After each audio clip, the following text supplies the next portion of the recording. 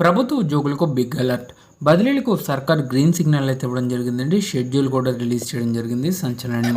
ఈ వీడియోలో వీటన్నిటి గురించి పూర్తి వివరాలు అయితే తెలుసుకుందామండి. సో ముందుగా వీడియోని సపోర్ట్ చేసే వారందరూ కూడా వీడియోని ఒక లైక్ చేసి మీ తోటి ఉద్యోగ మిత్రులకు వీడియోని అయితే షేర్ చేయండి. ఛానల్ని ఫస్ట్ టైం కనుక విజిట్ చేసినట్లయితే తప్పనిసరిగా సబ్స్క్రైబ్ చేసుకుని పక్కన ఉండే బెల్ సింబల్ని యాక్టివేట్ చేసుకోండి. ఆంధ్రప్రదేశ్ రాష్ట్ర ప్రభుత్వ ఉద్యోగులకు సంబంధించి ట్రాన్స్ఫర్స్.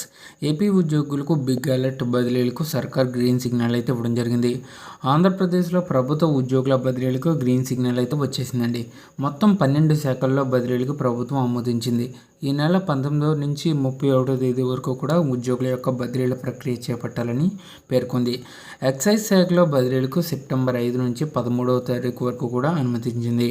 రెవెన్యూ, పంచాయతీరాజు, అలాగే పురపాలిక, గ్రామ వార్డు సచివాలయాలు, గనులు, పౌర సరఫరాలు, అన్ని ప్రభుత్వ శాఖల్లోని ఇంజనీరింగ్ ఉద్యోగుల బదిలీలకు ప్రభుత్వం అనుమతులైతే ఇచ్చింది.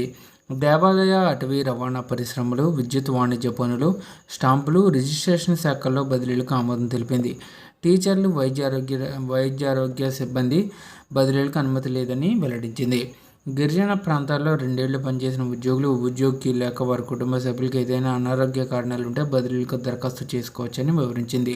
అయితే ఇక్కడ గుర్తుంచుకోవాల్సిన విషయం ఏంటంటే టీచర్లకు అలాగే వైద్య ఆరోగ్య శాఖలో పనిచేసే సిబ్బందికి బదిలీలకు అయితే అనుమతి లేదని వెల్లడించడం కూడా జరిగింది. భార్యాభర్తలు ఉద్యోగులు అయితే ఒకే ఊరు లేదా సమీప ప్రాంతాల్లో పోస్టింగ్లకు అవకాశం కల్పించింది.